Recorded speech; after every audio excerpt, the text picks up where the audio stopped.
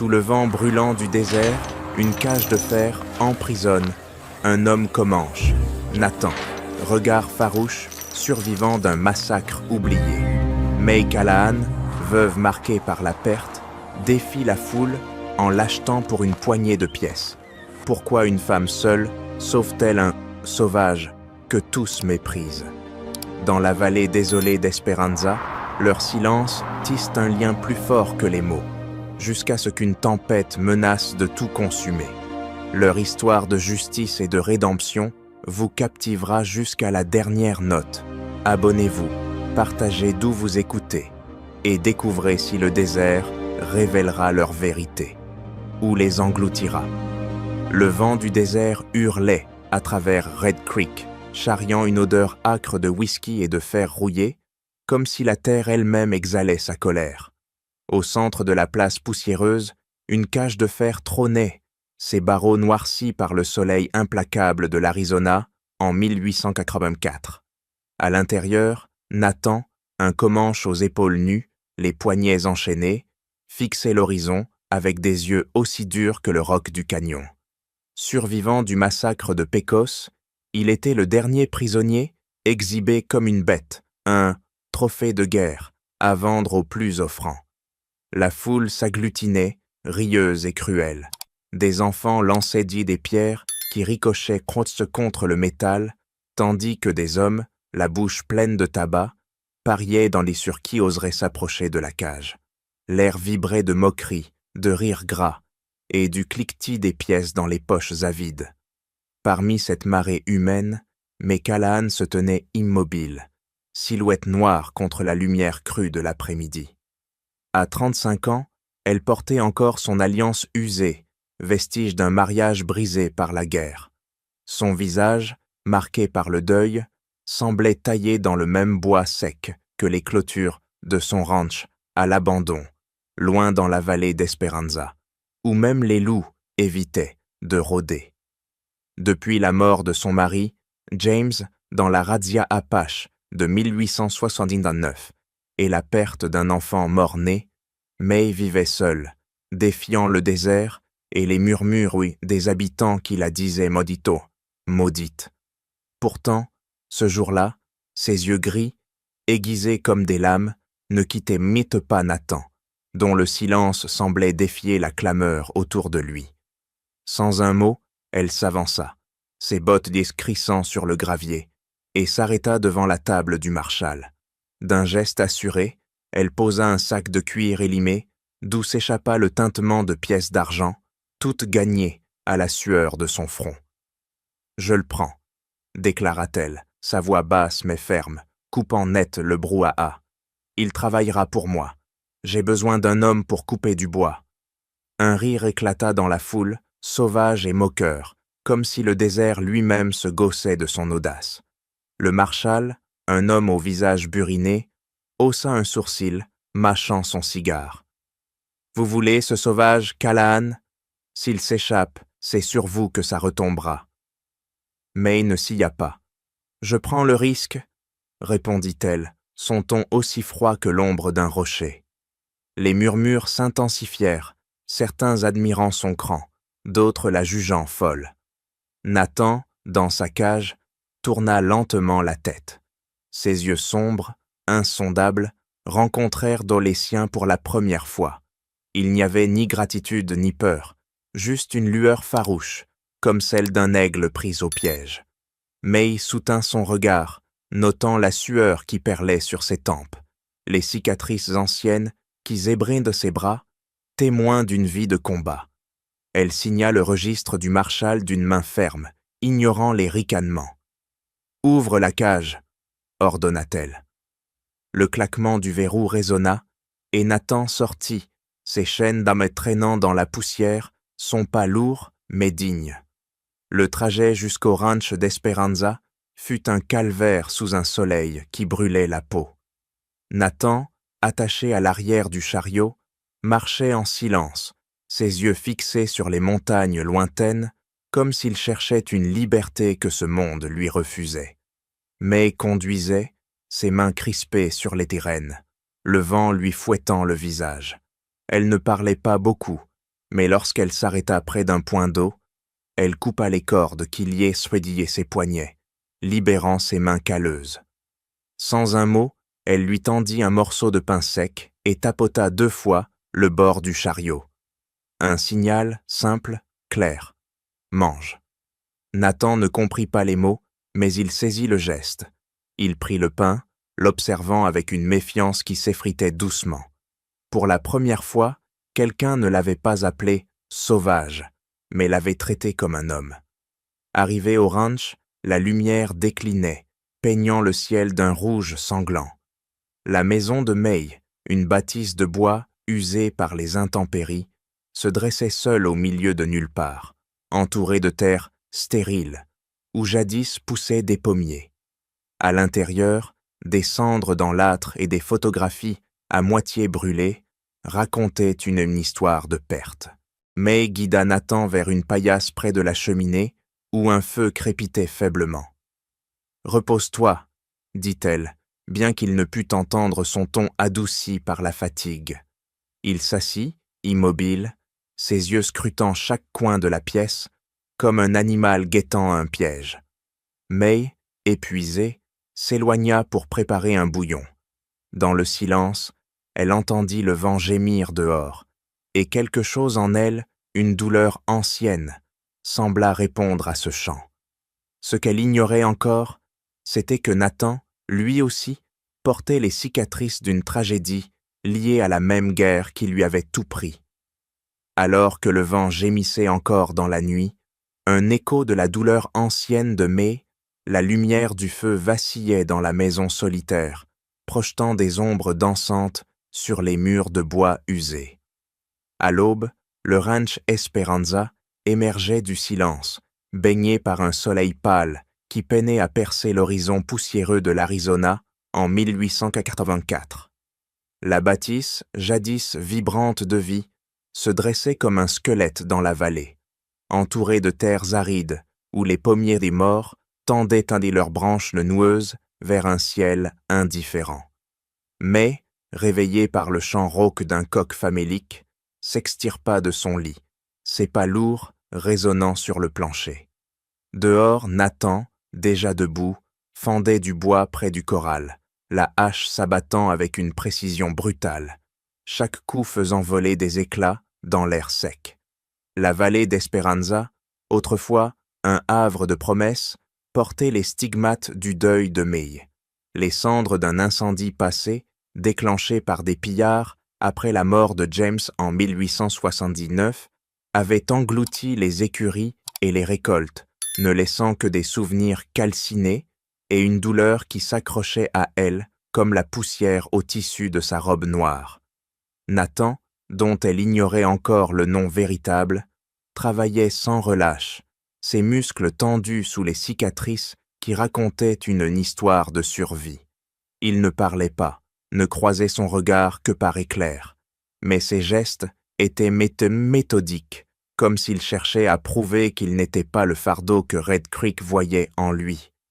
Mais, observant depuis le porche, nota la façon dont il empilait le bois, chaque bûche alignée avec soin, défiant le chaos de ce lieu maudit.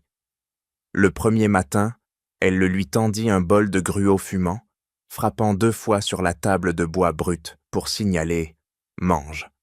Nathan, assis sur un tabouret, prit le bol sans un mot, ses yeux scrutant le liquide épais comme s'il y cherchait un piège. Mais il mangea, lentement, le regard toujours alerte, captant le craquement des planches sous les pas de May ou le sifflement du vent dans les fissures des murs.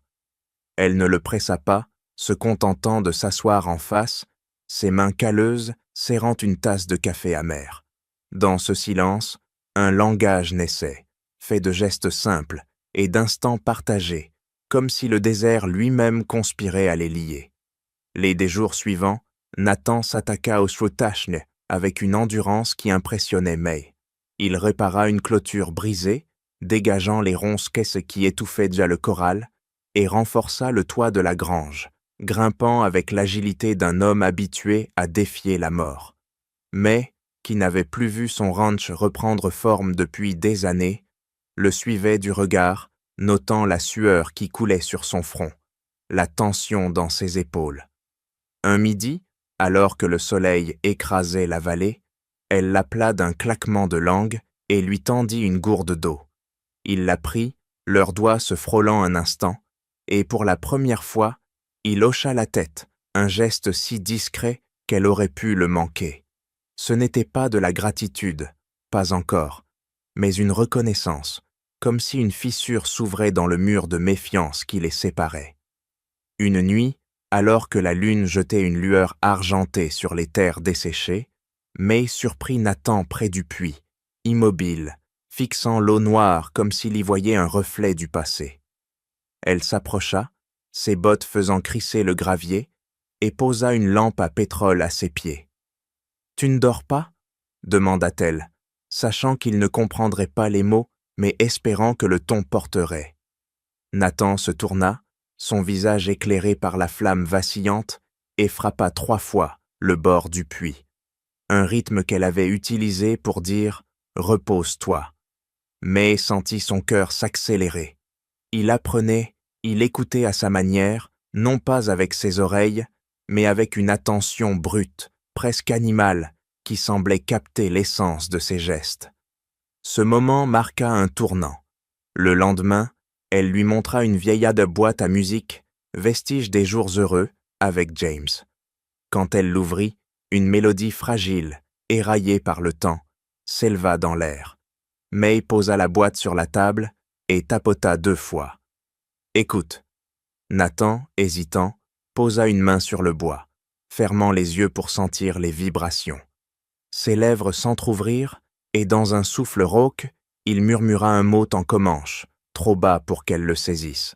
Mais ses yeux, lorsqu'ils s'ouvrirent, brillaient d'une lueur nouvelle, comme si la musique avait réveillé une part de lui qu'il croyait éteinte. Mais, immobile, sentit une chaleur inattendue monter en elle, non pas l'amour, mais une compréhension silencieuse, un fil ténu reliant leur solitude. Pourtant, dehors, le vent portait autre chose, des rumeurs. Les habitants de Red Creek chuchotaient, leur voix empoisonnée de par la peur et le mépris. « La veuve Callahan garde un tueur Comanche », disait-il, et ces mots, comme des charbons ardents, menaçaient d'embraser la fragile paix du ranch. May, ignorant encore la tempête qui se préparait, regardait Nathan tailler une planche sous le porche, ses mains sûres, sculptant un avenir qu'aucun d'eux ne pouvait encore nommer. Alors que Nathan taillait une planche sous le porche, ses mains sculptant un futur incertain dans le bois brut, un coyote hurla au loin, son cri perçant l'aube immobile de la vallée d'Esperanza en 1884. Le soleil, encore timide, jetait des rayons d'or pâle sur le ranch, illuminant la silhouette de May, qui, depuis la porte, observait Nathan avec une curiosité nouvelle. Les murmures de Red Creek, ces braises de rumeurs prêtes à embraser leur fragile refuge, s'évanouissaient dans l'immensité du désert. Mais ici, dans ce coin perdu de l'Arizona, un langage muet prenait forme, tissé de regards et de gestes, aussi solide que les cordes d'un lasso. Les jours s'écoulaient, lourds de chaleur et de silence, mais ce silence n'était plus vide. May et Nathan avaient forgé une routine, un rythme aussi naturel que le flux d'un ruisseau asséché reprenant vie. Chaque matin, elle frappait 3 fois sur la rambarde pour signaler le petit déjeuner. Lui, en retour, tapait 2 fois sur le manche de sa hache pour indiquer qu'il avait compris. Ces signaux, simples mais précis, devenaient leur alphabet, un code que le désert semblait bénir. Mais, dont les mains portées dans les cales d'années de labeur solitaire, montraient à Nathan comment réparer un vieux harnais, ses doigts guidant les siens sur le cuir usé. Lui, avec une patience sculptée par des années de survie, apprenait vite, ses yeux sombres, captant chaque mouvement, chaque intention, comme s'il lisait une piste dans le sable. Un après-midi, alors que la chaleur écrasait la vallée, May le trouva près du corral, agenouillé auprès d'un cheval famélique, un rescapé des pillages d'antan. Nathan caressait son encolure, murmurant des sons bas en comanche, des syllabes douces comme le vent sur les herbes sèches. Le cheval, d'ordinaire nerveux, s'apaisait sous sa main. Mais, intrigué, s'approcha, ses bottes évitant les pierres pour ne pas briser ce moment. Elle tapa doucement sur la clôture, un signal improvisé pour qu'on continue. Nathan leva les yeux, un éclat de surprise traversant son regard, puis il hocha la tête, reprenant son chant. Ce n'était pas une mélodie claire, mais un murmure vivant, un fil reliant son passé à ce lieu brisé. Mais, immobile, sentit une chaleur monter en elle, non pas de l'émotion facile, mais d'une reconnaissance profonde, comme si elle voyait en lui un miroir de sa propre résilience. Ce soir-là, autour d'un feu crépitant, elle sortit un vieux carnet, un journal où James consignait ses pensées avant la guerre. Elle l'ouvrit, traçant du doigt les lignes délavées, et tendit une plume à Nathan. « Écris quelque chose », dit-elle, tapant 2 fois sur la table pour souligner son invitation. Il hésita, ses doigts crispés sur la plume, puis traça un symbole, un cercle brisé, traversé d'une flèche. May fronça les sourcils, intrigué, et il tapa 3 fois sur le carnet. « Explique ». Elle comprit qu'il s'agissait d'un signe comanche, peut-être un nom, une mémoire. Ce geste, ce partage, était un pont fragile entre leurs mondes. Si c'est une histoire de silence qui parle maintenant vous touche, abonnez-vous à notre chaîne pour ne pas manquer la suite et partagez d'où vous nous écoutez. Vos voix, comme celles de May et Nathan, comptent. Une nuit, alors que des nuages lourds voilaient isoler la lune, May surprit Nathan dehors, sculptant un morceau de bois à la lueur d'une lanterne.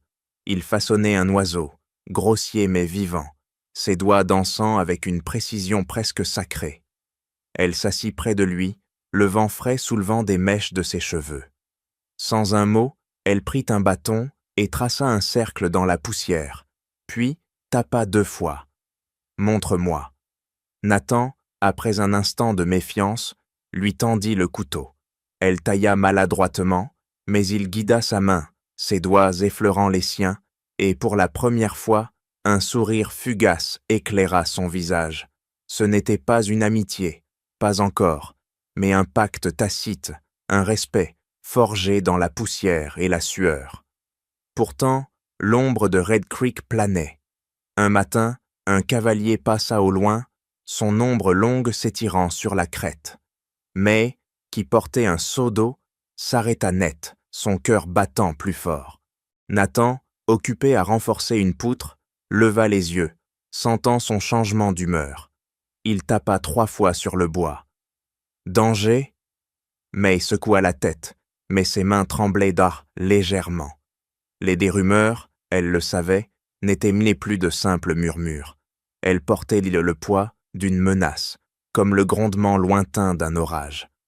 Dans la lumière déclinante, alors que Nathan rangeait ses outils, May posa une main sur son bras, un geste rare.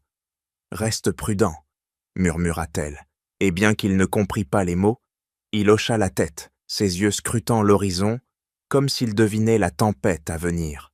Alors que May posait une main sur le bras de Nathan, murmurant un avertissement que le vent semblait emporter, un grondement sourd monta de l'horizon, comme si le désert lui-même retenait son souffle avant une tempête.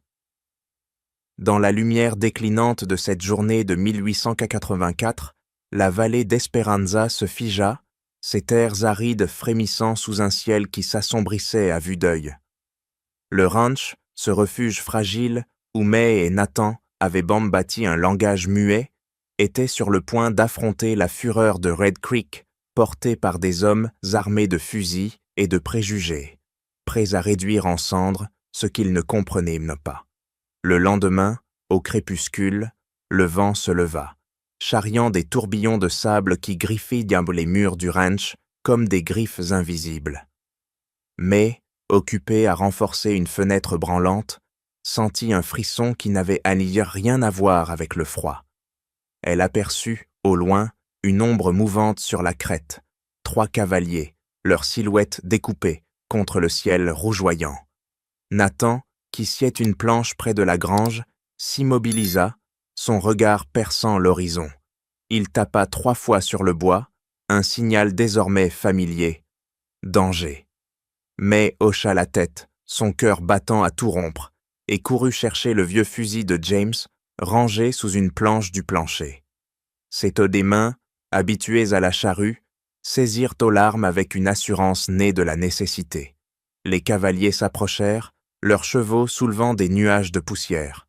À leur tête chevauchait le marshal Tully, son visage dur comme le granit, les yeux plissés par une haine ancienne. C'était lui qui, en 1879, avait mené la razzia Apache ayant coûté la vie à James, et peut-être à une part de l'âme de Nathan. « Callahan » aboya-t-il, sa voix tranchant l'air comme un coup de fouet. « Rends le Comanche, il est à la justice. » Mais, planté devant la porte, le fusil calé contre l'épaule, répondit d'un ton ferme. « La justice, celle qui a brûlé des villages et tué mon mari. Il reste ici. » Tully ricana, descendant de cheval, son revolver luisant à sa ceinture. « Tu défies de la loi pour un sauvage, tu perdras tout. » Le vent hurlait désormais, soulevant un mur de sable qui obscurcissait le ciel. May sentit Nathan se placer à ses côtés, une hache à la main, ses yeux brûlants d'une détermination muette. Tully avança, ses hommes dégainant leurs armes, et lança un ultimatum. « Livre-le, ou ce ranch deviendra ta tombe. » Mais, sans reculer, arma le fusil.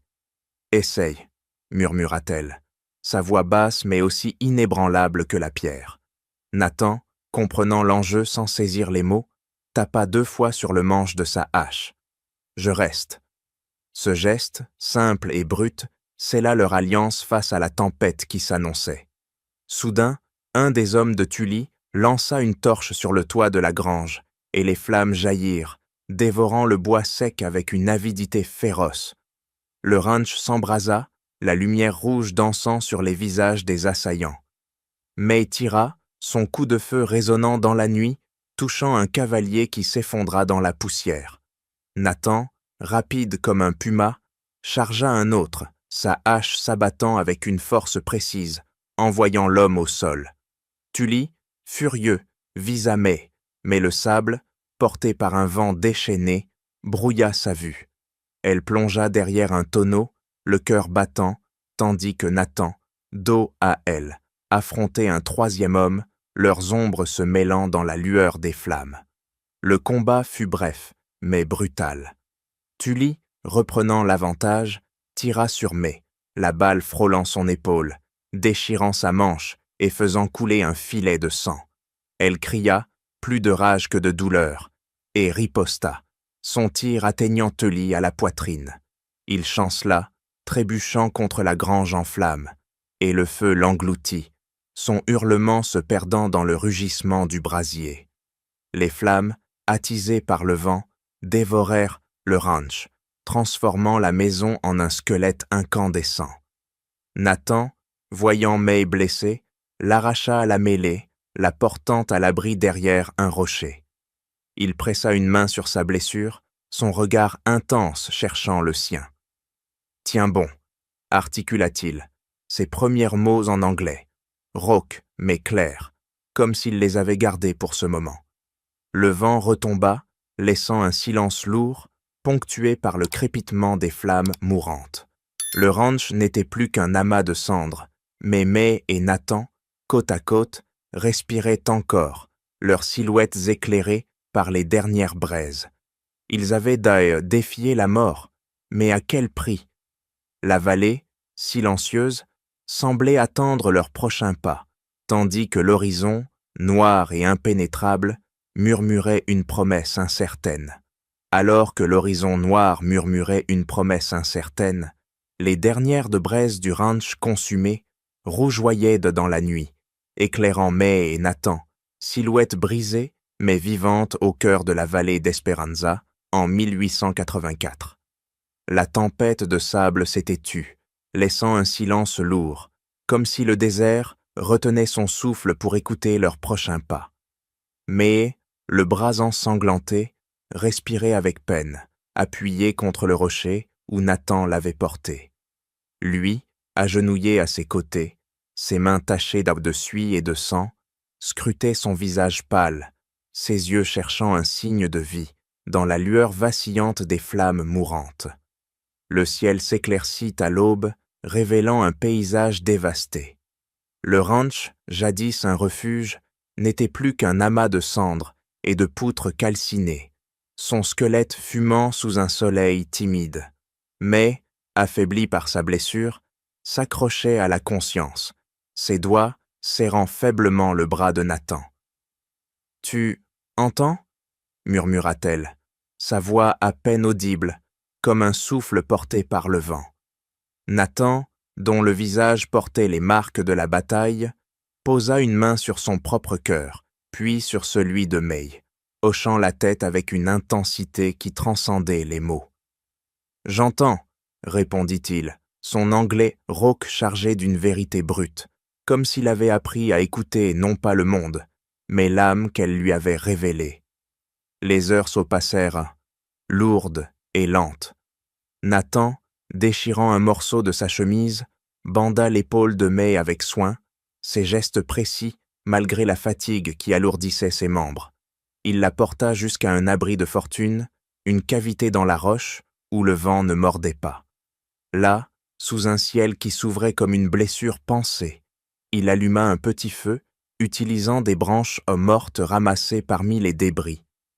Mais, allongé sur une couverture usée, fixa le feu, ses yeux gris captant les flammes comme si elles contenaient un dernier secret. « Reste » murmura-t-elle, non pas comme une supplique, mais comme une promesse. Nathan, immobile, hocha la tête, son regard errant vers l'horizon où la vallée semblait attendre un renouveau. Mais le destin, aussi cruel que le désert, avait d'autres plans. La blessure de May, plus grave qu'elle ne l'avait laissé paraître, s'infecta sous la chaleur implacable. Nathan, cherchant des herbes médicinales dans les broussailles, trouva des racines de yucca dont il connaissait les vertus grâce au savoir de son peuple. Il mâcha les racines, appliquant la pâte sur la plaie, mais le temps jouait contre eux.